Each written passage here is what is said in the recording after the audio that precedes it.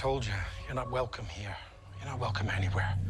Now get the fuck out of my bar. Just give me one more drink and then I'll leave. Hi, Peanut. I'm gonna need you to come with me right now. Look, lady, I'm not interested. All right, well, I'm sort of on the tick-tick, so upsy daisy. Here we go. Oh, whiskey dick of the claws. It's quite common in Wolverines over 40. You don't want this. Unless you want to take a deep breath through your fucking forehead, I suggest you reconsider. Kevin, last time we sat down, we broke news. You announced Black Panther during the Thor junket. I requested a low-key movie, and it turned into a series, so I was half right. Yes. So hopefully we can break some news. What are you going to today. request today? I can't wait. I don't know, maybe Howard the Duck, I don't know. They did that. They did that in the 80s. I know, I was maybe coming back, you know. But, you know, this movie, Deadpool, broke a lot of norms for superheroes.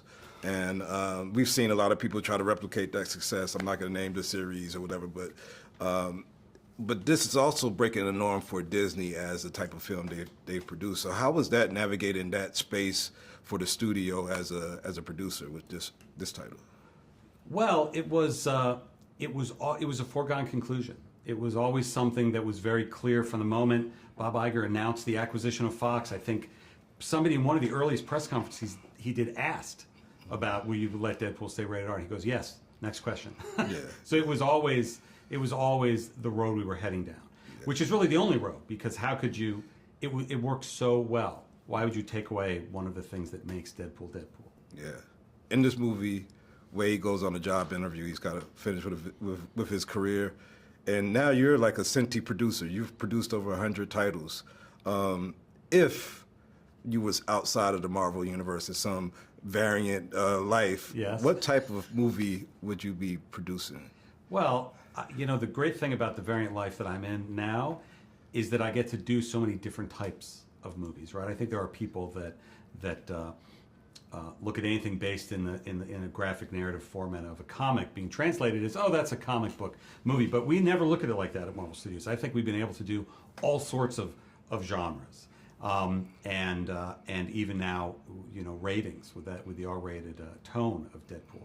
So I found that the Marvel Universe is such an amazing place to tell all different types of stories, whether it's on Disney Plus or particularly in theaters, that I haven't come across a genre that I've said, you know, I'd love to do that, and our hands are tied, we can't. Maybe that exists somewhere down the road, but we haven't encountered it yet. Black Panther was, I mean, and Deadpool has been like great box office titles for this, but I feel like Black Panther like showed the world a little bit about the power of the black box office. Marvel has always had a diversity of characters, and it's never like really been an issue. But as a producer, did that open your eyes to anything as far as like audience need or audience desire for types of titles? I think so. I think the success of the movie and the way that Ryan told both of the stories in both of those movies,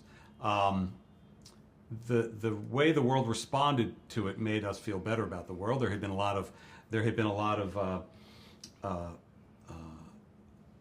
ways of thinking, oh, a black superhero won't translate in this territory or in this country, that proved incorrect to the success of Black Panthers. So that was exciting. But it also was seeing, and you remember, was it before TikTok? I don't remember. But when Black Panther first was coming out, the reactions to the poster in the lobbies, and just seeing groups of people being so excited to see this, that really registered. The notion that kind of enthusiasm, which I feel like I had been lucky and privileged enough to experience when I was a kid, looking at every movie poster, that there were people who maybe didn't always feel that way, and that with Panther, you know, they can, and that certainly was like, let's keep doing that, because that feels exciting.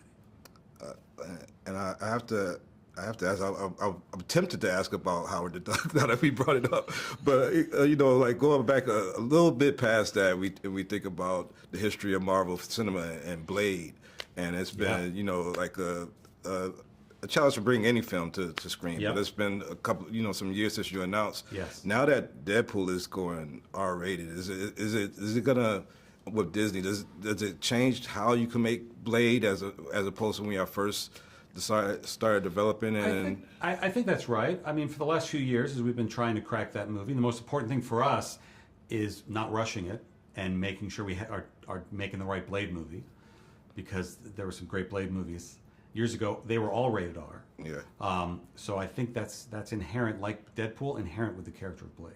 Yeah. Well, I always love what you do, man. Thank you. One of the greatest producers to do it, and I always appreciate the time and thoughtfulness to your I like the assets. shirt. Somebody just asked me a question. Oh, do people need to see the Loki series to know what the TVA is? And I said, no. We introduce the TVA through Deadpool's eyes, so it can be. You don't have to know anything about it. Yeah. It seems like you do know what the TVA is. I know what the I like TVA that. is. Yeah, Yeah, great. that's my variant. Yes.